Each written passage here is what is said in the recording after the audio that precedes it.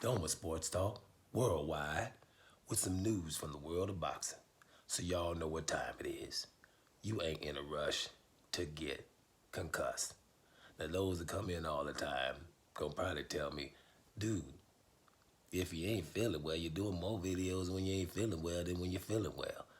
Y'all right, I should slow it down, but it's a couple of things that you kind of want to say, and you're like, I'm not gonna say it for 3 days from now or right now. But what I will do is try to make them short, real quick.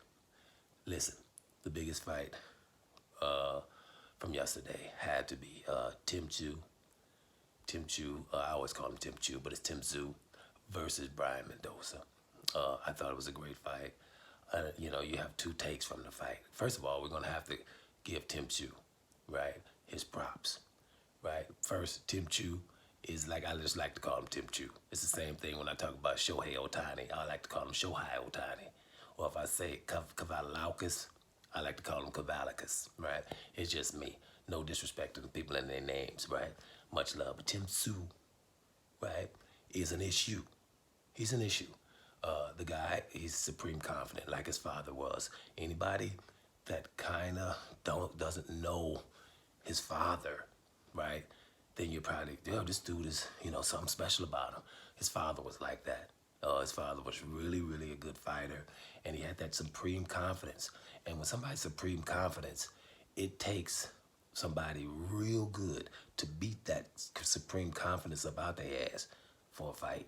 You just, and Tim Tszyu is more skilled than you would think. He can take a punch. I know he's been down once in his career, but he can basically take a punch. He's very good at counters. His defense is underestimated, and his punch power and repertoire are obviously great.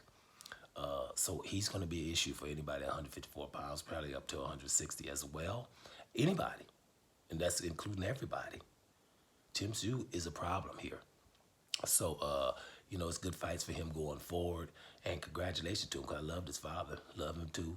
It's just like if he fights Terrence Crawford, I'm rolling with Terrence, period. Even though Terrence is smaller than him.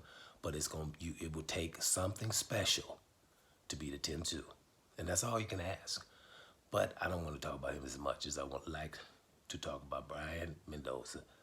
Brian Mendoza, man, dude. Great fight. I mean, seriously.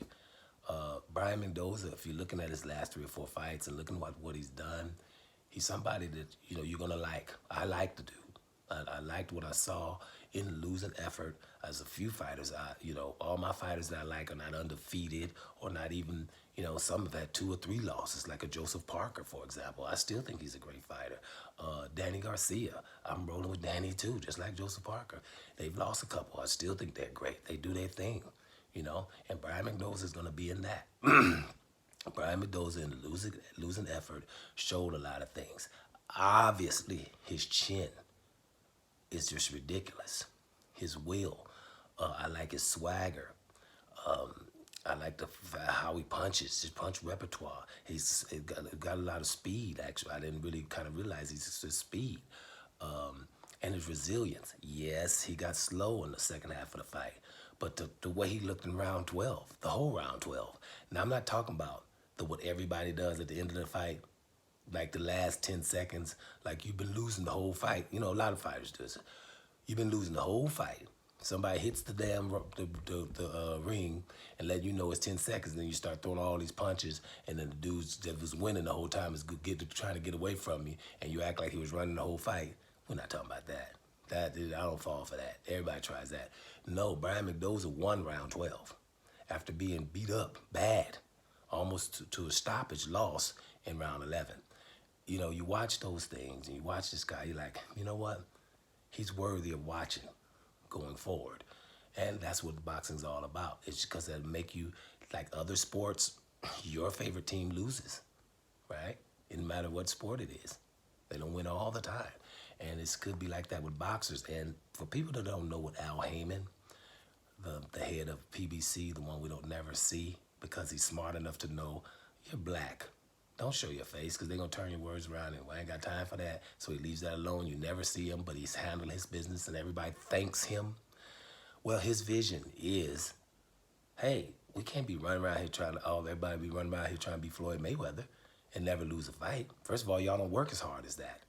You don't work as hard as your defense, on defense like Floyd does, and you don't work as hard, period, like Floyd does. So everybody's not going to be undefeated.